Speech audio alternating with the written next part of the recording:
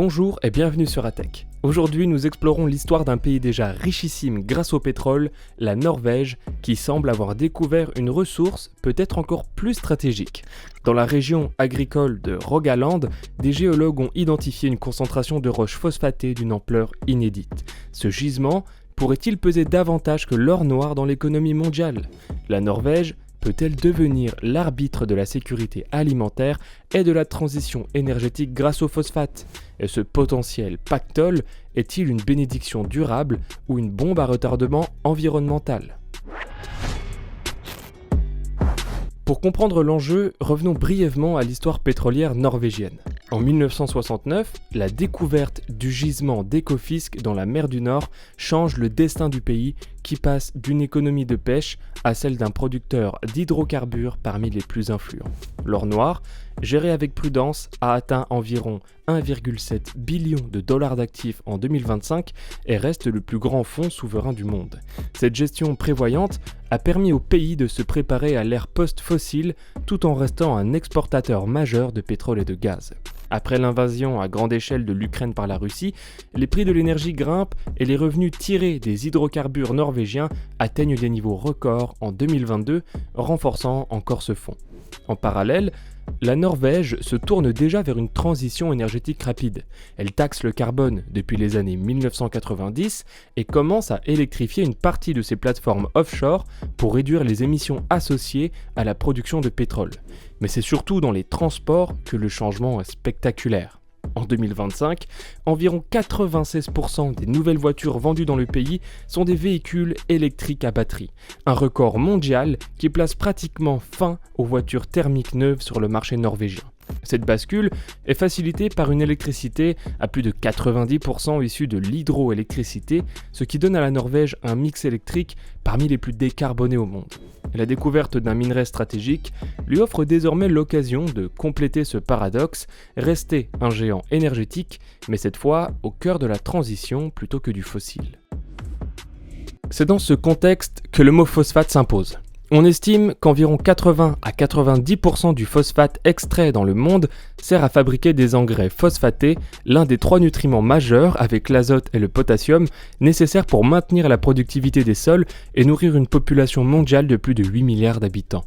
Sans cet apport, les rendements agricoles s'effondreraient dans de nombreuses régions.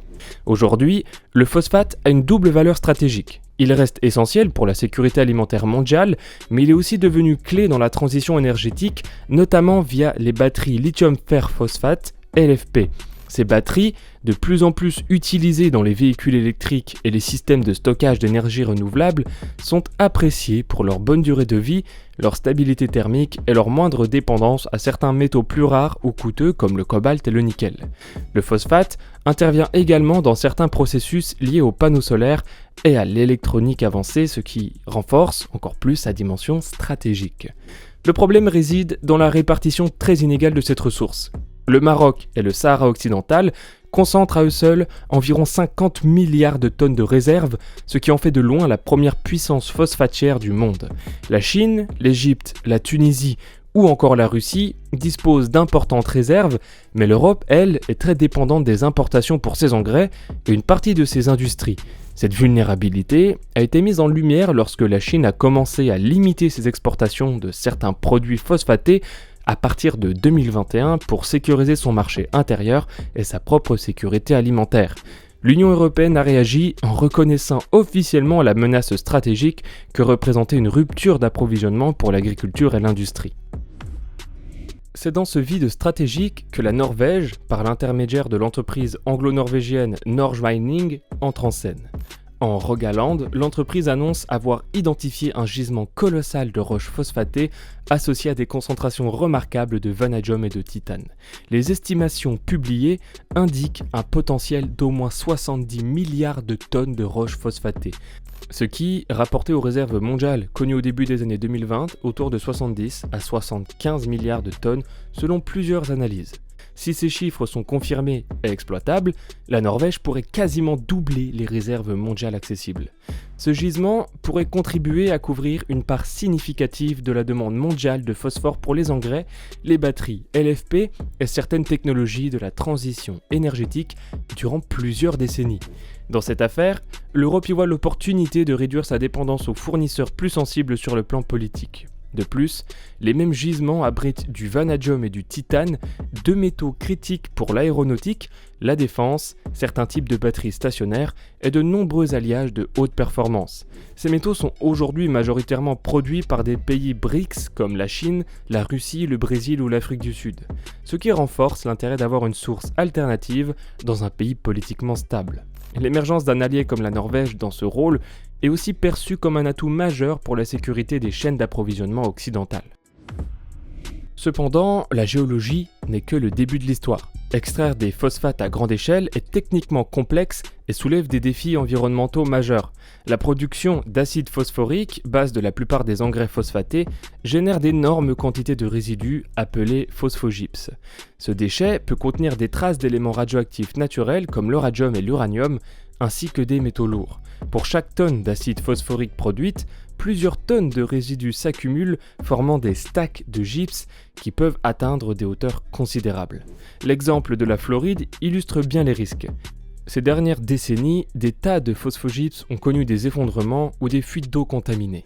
Les autorités américaines considèrent ces dépôts trop radioactifs pour être simplement enfouis, ce qui oblige à les laisser en surface sous une surveillance coûteuse et à long terme. La Norvège, qui cultive une image de championne verte avec des objectifs climatiques ambitieux, ne peut pas se permettre d'être associée à des collines de déchets toxiques sur son territoire. Elle développe déjà des projets de captage et stockage du CO2 dans les gisements de la mer du Nord et mise sur son électricité largement décarbonée pour limiter l'empreinte carbone de ces nouvelles industries.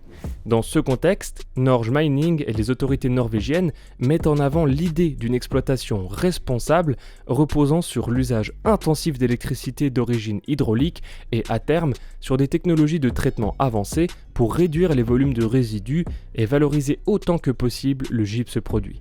L'enjeu affiché est clairement de se distinguer des pratiques les plus polluantes observées ailleurs en intégrant dès le départ des contraintes de climat et de radioprotection. Sur le plan symbolique, ce gisement est déjà au cœur de deux enjeux vitaux. La sécurité alimentaire, via les engrais, et la transition énergétique, via les batteries et certaines technologies bas carbone. Sur le plan économique, le succès dépendra de la rapidité, de la rentabilité et de la responsabilité de la production. Les chiffres spectaculaires de réserve et de valorisation supposent une exploitation sur plusieurs décennies, mais les réalités minières sont lentes. Norge Mining parle d'un horizon de plusieurs années, voire jusqu'à une décennie, avant une production industrielle significative, le temps de mener les études d'impact, obtenir les autorisations et de construire les infrastructures. La Norvège a l'atout de sa géologie et de sa stabilité politique, mais aussi l'obligation de montrer qu'il peut faire mieux sur le plan écologique et politique que le modèle extractif traditionnel. Ce nouveau chapitre est donc un test grandeur nature pour la Norvège. S'il réussit à exploiter ce trésor de phosphate, de vanadium et de titane tout en respectant ses engagements climatiques et environnementaux, il pourrait devenir un fournisseur clé de la transition énergétique mondiale tout en renforçant la sécurité alimentaire et industrielle de l'Europe et des autres régions. Mais si la gestion de cette ressource se heurte à des conflits d'intérêts ou à des problèmes environnementaux mal maîtrisés, la Norvège découvrira que certaines richesses minérales sont presque aussi difficiles à gérer proprement qu'un puits de pétrole en pleine tempête. Comme toujours, avec les ressources naturelles, la vraie question n'est pas seulement ce que l'on a sous les pieds, mais ce que l'on décide d'en faire collectivement. Voilà ce qui conclut ce décryptage. Merci d'avoir suivi jusqu'au bout. Si la vidéo vous a plu, n'hésitez pas à laisser un like et à nous dire en commentaire votre avis sur cette situation. De nouveaux épisodes arrivent bientôt, alors n'oubliez pas de vous abonner à la chaîne et à activer la cloche pour ne rien manquer. À très bientôt.